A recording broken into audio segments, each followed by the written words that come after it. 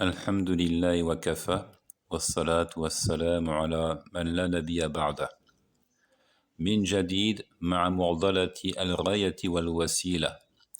Encore une fois, le dilemme de l'objectif et de la voie y conduisant. C'est le titre de l'article Min Jadid ma'a mu'dalati al-ghayati wal-wasila. Encore une fois, le dilemme de l'objectif et de la voie y conduisant. قال ابن تيمية في منهج السنة أن يقال أصول الدين عند الإمامية أربعة: التوحيد والعدل والنبوة والإمامة. فالإمامة هي آخر المراتب، والتوحيد والعدل والنبوة قبل ذلك. وهم يدخلون في التوحيد نفي الصفات، والقول بأن القرآن مخلوق، وأن الله لا يرى في الآخرة. ويدخلون في العدل التكذيب بالقدر، وأن الله لا يقدر أن يهدي من يشاء ولا يقدر أن يضل من يشاء، وأنه قد يشاء ما لا يكون ويكون ما لا يشاء، وغير ذلك.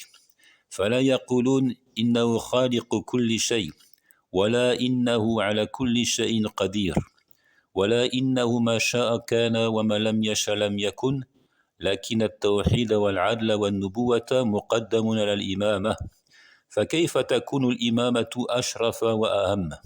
وأيضا فإن الإمامة إنما أوجبوها لكونها لطفا في الواجبات، فهي واجبة وجوب الوسائل، فكيف تكون الوسيلة أهم وأشرف من المقصود.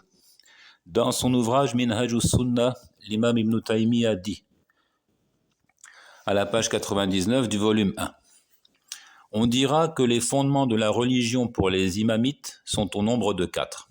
Donc ici, il expose les fondements de la religion des chiites imamites, qui sont, rappelons-le, comptés parmi les chiites les plus extrémistes. Et cette école confessionnelle est notamment représentée aujourd'hui par le gouvernement iranien, après la révolution de Al-Khomeini, et qui n'a été donc une revivification de ce qui avait été prôné auparavant par les Séfévides, As-Safawiya. Il dit, on dira que les fondements de la religion pour les imamites sont au nombre de 4, l'unicité, la justice, la prophétie et l'imama. Ainsi, l'imama est relayé au dernier rang. L'unicité, la justice et la prophétie passent avant. Ils incluent à l'unicité d'Allah ici, la négation des attributs d'Allah, l'idée que le Coran est créé et qu'Allah ne peut être vu dans l'au-delà.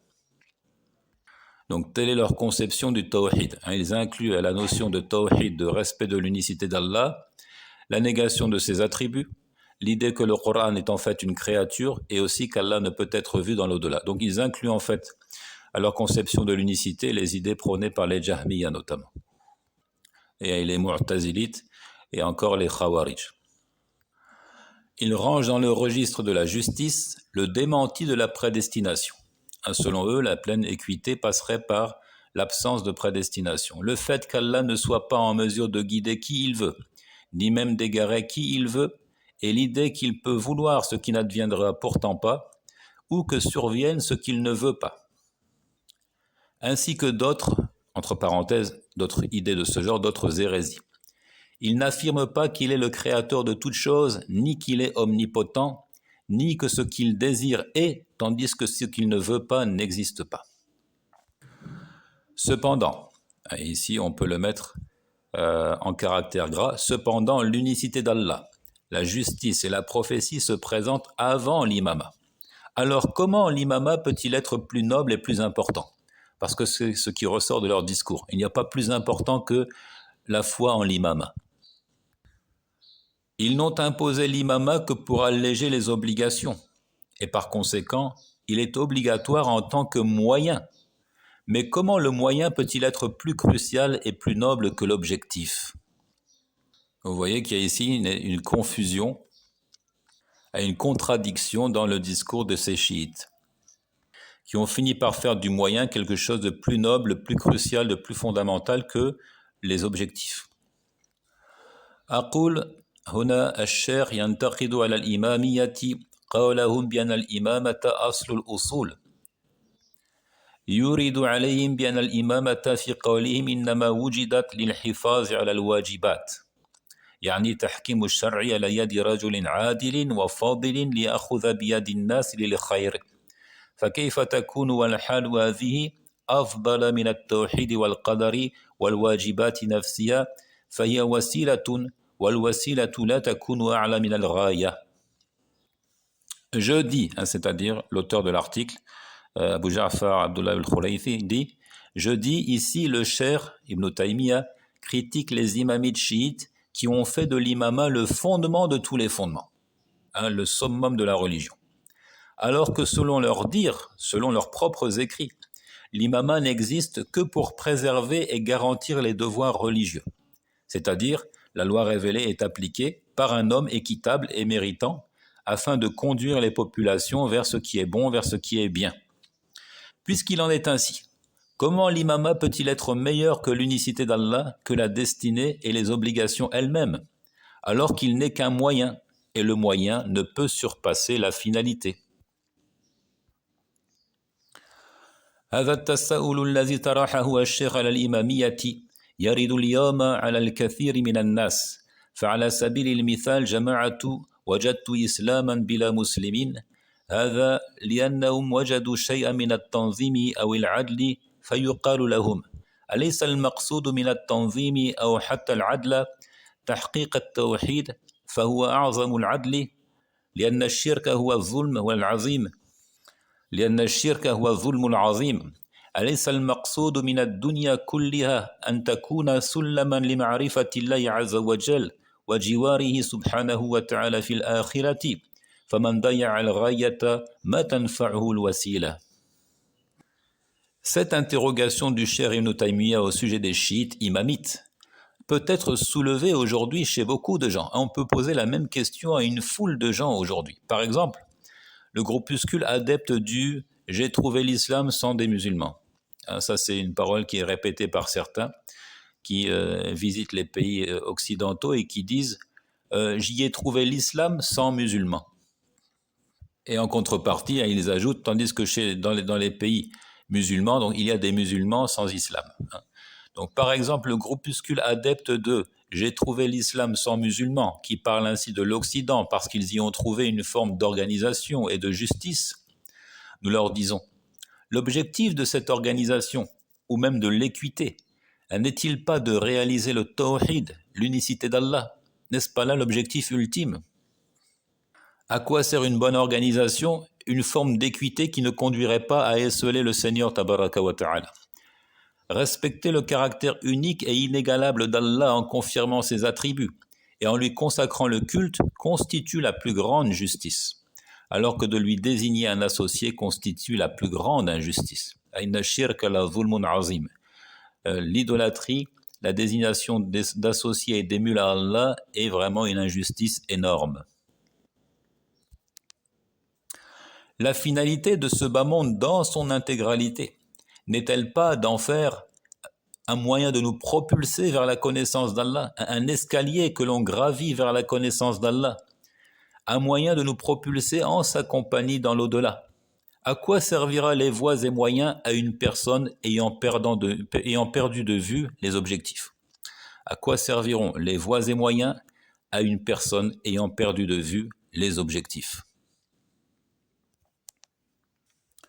وكذلك الذين يدعون لتأجيل الخلافيات في باب التوحيد يدعون لتأجيل خلافيات في باب التوحيد والقدر والإيمان بين المنتسبين للملة بحجة الوصول للتمكين لكن ما المراد من التمكين؟